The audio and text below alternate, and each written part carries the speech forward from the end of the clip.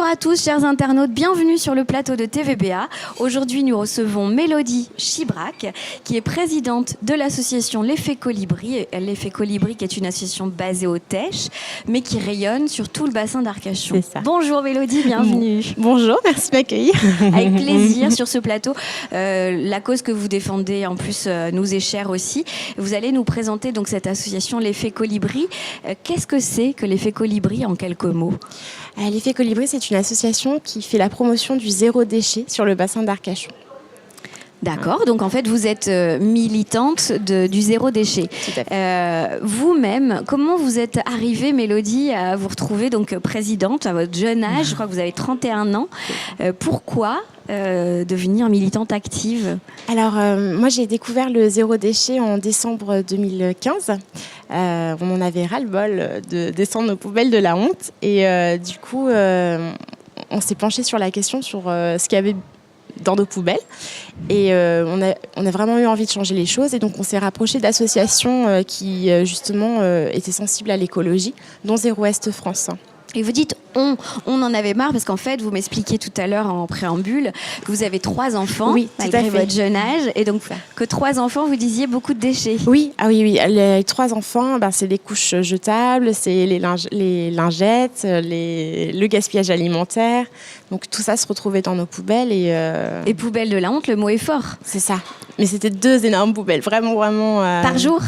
Oui. Ah ouais, oui. Énorme comme production. Et donc vous étiez à l'époque à Strasbourg. Tout à fait. Et là vous vous dites il faut qu'on change quelque chose, donc vous vous rapprochez d'associations. Quelles associations? Alors donc Zéro Est France par exemple, qui est la grosse association sur le zéro déchet.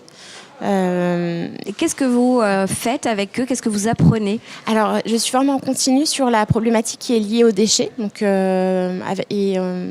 et je participe à des campagnes de sensibilisation, par exemple les cantines sans plastique, Balai Paille, mon commerçant zéro déchet, et également du ramassage de déchets dans les forêts et dans les cours d'eau.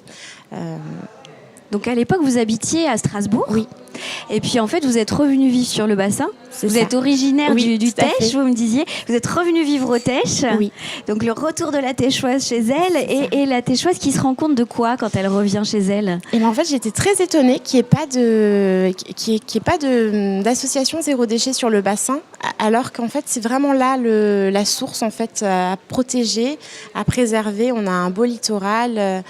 Et donc, c'est quand même dommage de voir tous ces déchets envahir nos plages et qui se retrouvent dans nos cours d'eau et du coup dans notre alimentation.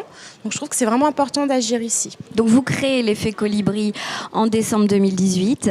L'Effet Colibri, ça vient de cette parabole magnifique, de cette histoire, je pense. Oui, tout à fait. Du colibri qui dit, oui, moi je suis tout petit, il y a l'incendie de la forêt, c'est ça? C'est ça, et chacun doit faire sa part en fait et avancer à son rythme. Et lui, avec son petit bec, c'est ça, tout à fait. Il remplit son petit bec d'eau, il essaye d'éteindre l'incendie. Et donc, comment vous agissez concrètement? En quoi ça consiste vos actions? Alors, je fais des actions de sensibilisation sur le zéro déchet, que ce soit pour les particuliers et les professionnels. Également des ateliers ludiques pour apprendre à consommer sans emballage et retrouver le plaisir du consommer du fait maison en fait. Donc ça va être sur des produits cosmétiques mais également alimentaires comme faire sa moutarde ou refaire sa levure chimique. Et puis il y a également des rencontres mensuelles pour permettre aux gens qui débutent dans le zéro déchet mais qui sont également plus loin dans la démarche de pouvoir se retrouver et échanger les bons plans. Et puis récemment, depuis mars, on a mis en place un groupement d'achat qui permet de retrouver des produits zéro déchet et locaux en circuit court. Donc il n'y a pas du tout de marge que ce soit pour l'association. Et donc ça permet aux producteurs de pouvoir mettre en avant ces produits et d'avoir moins d'emballage pour les personnes qui consomment. Alors donnez-nous des exemples concrets, c'est-à-dire que là, nous, on ne va pas passer une journée avec vous, on va pouvoir participer à un atelier malheureusement tout de suite, mais comment déjà les gens qui nous écoutent, qui nous regardent, peuvent, par de petites actions, qu'est-ce qu'il faudrait essayer de faire en priorité pour réduire son impact?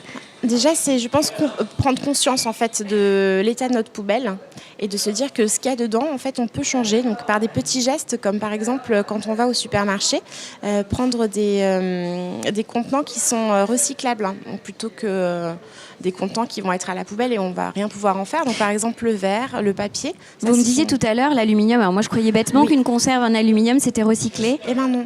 En fait, non. Même si ça va aller dans la poubelle recyclable. Alors ça va aller dans la poubelle. Elle va être. Alors si elle est bien nettoyée et bien propre, elle va certainement se retrouver dans la chaîne de recyclage. Mais la plupart des conserves sont souillées par du gras et donc du coup ne peuvent pas être recyclées en fait. Donc on privilégie au moment des courses emballage verre et papier. D'accord, ça c'est une chose déjà très simple à mettre en place. Voilà. Est-ce qu'il faut continuer d'aller au supermarché ou il faut changer? C'est compliqué en fait de passer cette étape-là, mais oui, c'est quand même mieux de privilégier les producteurs locaux. On a la chance quand même d'habiter pas loin des Landes, même si on va vers Bègles, il y a quand même pas mal de producteurs qu'on retrouve et c'est bien de les faire travailler. Voilà, je trouve ça intéressant. On ne va pas forcément donner d'adresse, mais en tout cas, vous avez créé cette coopérative d'achat. Oui. On peut se rapprocher de vous si on a envie de consommer autrement. Bien, écoutez, je crois que ça nous donne envie à tous. Hein. En tout cas, moi, ça me donne envie de vous rejoindre dans cette démarche. On peut vous contacter comment? Alors, directement depuis la page Facebook d'Effet Colibri.